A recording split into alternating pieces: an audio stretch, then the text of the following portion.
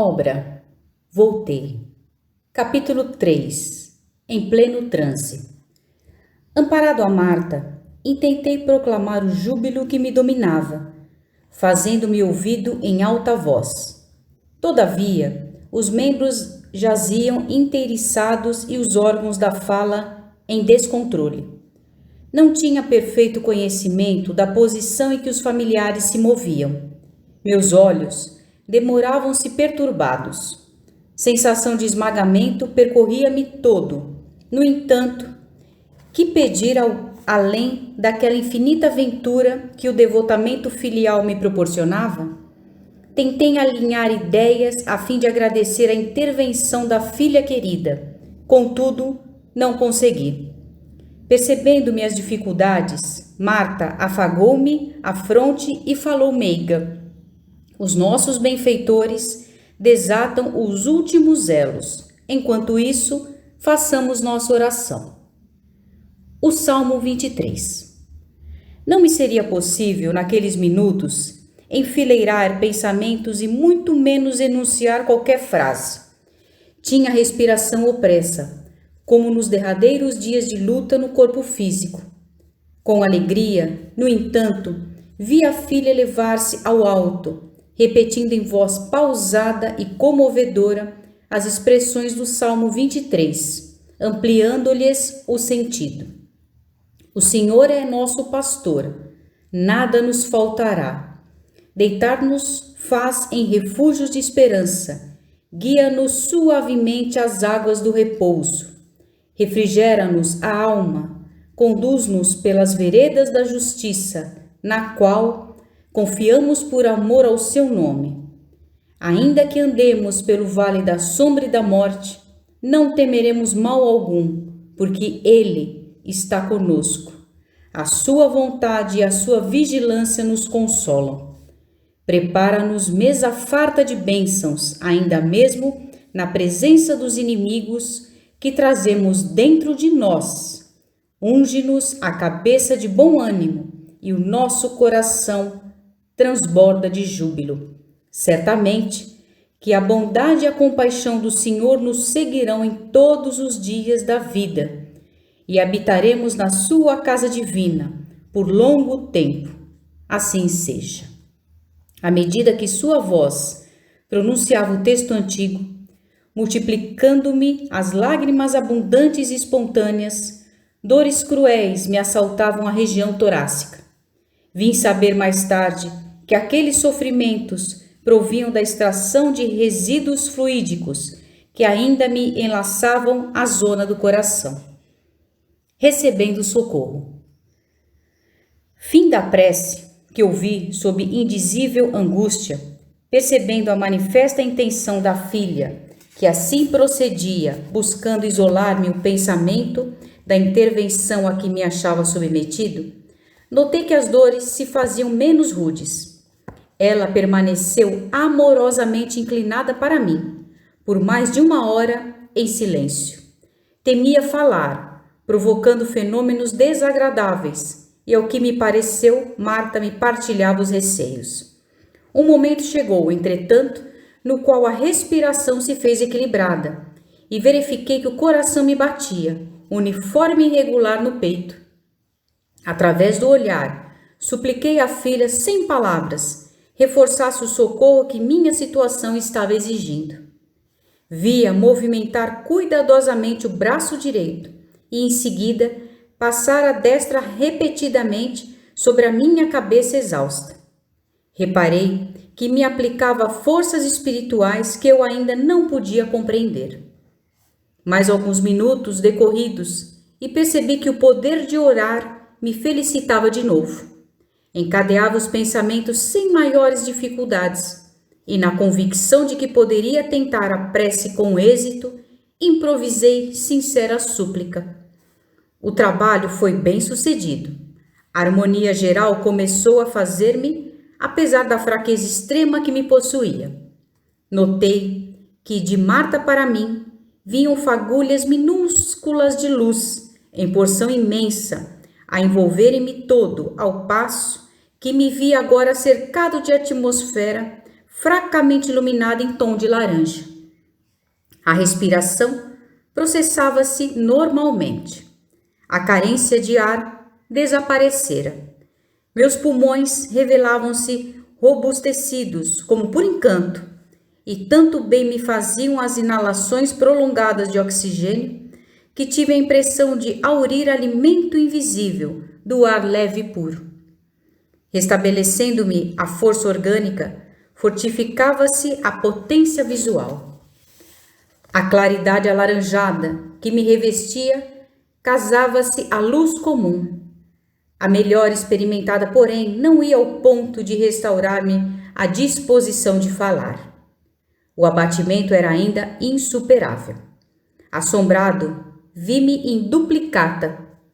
Eu, que tanta vez exortara os desencarnados a contemplarem os despojos de que já se haviam desvencilhado, fixei meu corpo a enrijecer-se num misto de espanto e amargura. Fitei minha filha, com suplicante humildade, imitando o gesto da criança medrosa. Encontrava-me prostrado vencido. Não me assistia qualquer razão de revolta. Contudo, se possível, desejaria afastar-me. A contemplação do corpo imóvel, não obstante aguçar-me o propósito de observar e aprender, era-me aflitiva. O cadáver perturbava-me com as sugestões da morte, impunha reflexões desagradáveis e amargas. À distância dele, provavelmente, a ideia de vida e eternidade prevaleceria dentro de mim. Marta entendeu o que eu não podia dizer. Fez-se mais terna e explicou-me. Tenha calma, papai. Os laços não se desfizeram totalmente. Precisamos paciência por mais algumas horas. Em posição difícil. Alongando o raio de meu olhar, verifiquei a existência de um prateado fio ligando-me um novo organismo à cabeça imobilizada. Torturante emoção apossou-se de mim. Eu seria o cadáver ou o cadáver seria eu? Por intermédio de que boca pretendia falar? Da que se fechara no corpo ou da que se me serviria agora? Através de que ouvidos assinalava as palavras de Marta? Intentando ver pelos olhos mortos, senti-me atirado novamente a espesso nevoeiro. Assustado, soergui-me mentalmente. Aquele grilhão tênue, a unir-me com os despojos, era bem um fio de forças vivas, junzindo-me à matéria densa, semelhando-se ao cordão umbilical que liga o nascituro ao seio feminino. Fitando então o corpo repousado e inerte, simbolizando o templo materno ao meu ser que ressurgia na espiritualidade, recordei certamente inspirado pelos amigos que ali me socorriam, a enormidade dos meus débitos para com a carcaça que me retivera no planeta por extensos e abençoados anos. Devia-lhe a cooperação precioso amontoado de conhecimentos, cujo valor inestimável naquela hora reconhecia. Cabia-me vencer o mal-estar e a repugnância. Tranquilizei-me. Comecei a considerar o corpo, mirado e frio, como valioso companheiro do qual me afastaria em definitivo.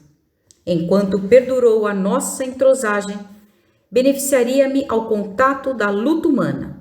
Junto dele, recolhera bênçãos inextinguíveis.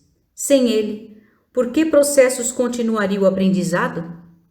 Fixei-o enternecido, mas aumentando o meu interesse pela organização de carne, imóvel, incapaz de separar emoções e selecioná-las, afundei-me nas impressões de angústia. Minhas energias pareciam retransferir-se aceleradamente ao envoltório abandonado. Insuportável constrangimento martirizava-me. Percebi os conflitos da carne desgovernada. A diferença apresentada pelos órgãos impunha-me terrível desagrado. Registrando minhas dificuldades, Marta informou bondosamente. Lembre-se, paizinho, da necessidade de concentração na prece. Não divague. Esqueça a experiência que terminou, sustentando a mente em oração. A custo, retornei a mim mesmo e me mantive no recolhimento necessário.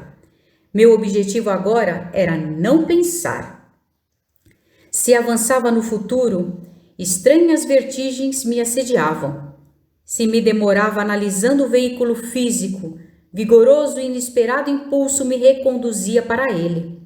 Que fazer de mim, reduzido a minúsculo ponto sensível entre duas esferas?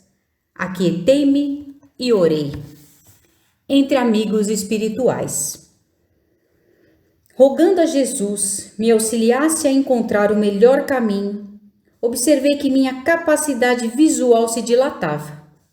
Curiosos fenômenos de ótica afetavam-me a retina hesitante. Alterava-se-me a noção de perspectiva. A imagem do ambiente parecia penetrar-me. Objetos e luzes permaneciam dentro de mim ou jaziam em derredor? Dentro de semelhante indecisão, divisei duas figuras ladeando a filha dedicada. Centralizei quanto possível o propósito de ver, mais exatamente, e tive o esforço compensado. Ambos os presentes se destacaram nítidos. Que alegria me banhou o ser! Num deles, identifiquei sem obstáculos o venerável Bezerra de Menezes, e no outro, adivinhei o benemérito irmão Andrade. Pelo sorriso de compreensão que me endereçaram, reconheci que os dois haviam notado a minha surpresa indescritível. Todavia, meu júbilo do primeiro instante foi substituído pela timidez. Enquanto nos debatemos na lida material, quase nunca nos recordamos de que somos seguidos pelo testemunho do plano espiritual, nos mínimos atos da existência. Falamos com referência aos espíritos, com a desenvoltura das crianças que se reportam aos pais a propósito de insignificantes brinquedos. Senti-me repentinamente envergonhado. Quantos sacrifícios exigiria daqueles abnegados amigos?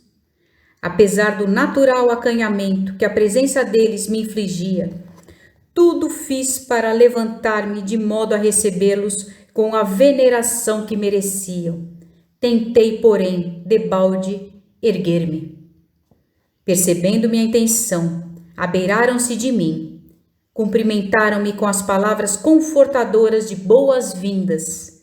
Com gentileza, explicou-me Bezerra que o processo liberatório corria normal, que me não preocupasse com as delongas, porque a existência que eu desfrutara fora dilatada e ativa. Não era possível, disse bondoso, efetuar a separação do organismo espiritual com mais rapidez. Esclareceu também que o ambiente doméstico estava impregnado de certa substância que classificou por fluidos gravitantes, desfavorecendo-me a libertação. Mais tarde, vim a perceber que os objetos de nosso uso pessoal emitem radiações que se casam às nossas ondas magnéticas, criando elementos de ligação entre eles e nós, reclamando-se muito desapego de nossa parte, a fim de que não nos prendam ou perturbem. Após instruir-me, benévolo, recomendou-me Bezerra, esquecesse o retraimento em que me refugiara, confiando-me a pensamentos mais elevados, de maneira a colaborar com ele para que eu me subtraísse ao decúbito dorsal. Pus-me a refletir na infinita bondade de Jesus, enquanto o dedicado amigo me aplicava passes, projetando sobre mim com as mãos dadivosas abundantes jatos de luz. Ao término da operação, acentuara-se-me a resistência. A rigor, não pude levantar-me nem falar. Ambos os benfeitores, porém, seguidos de Marta, que nos observava com visíveis mostras de contentamento, retiraram-me do leito, determinando que me amparasse a eles para uma jornada de repouso. É necessário sair de algum modo, acentuou Bezerra, em tom grave. Conduzi-lo-emos à praia. As virações marítimas serão portadoras de grande bem ao reajustamento geral. Abracei-me aos devotados obreiros da caridade, com esforço, e não obstante verificar que o derradeiro laço ainda me atava as vísceras em descontrole. Afastei-me da zona doméstica, reparando que eu era por eles rapidamente conduzido à beira-mar.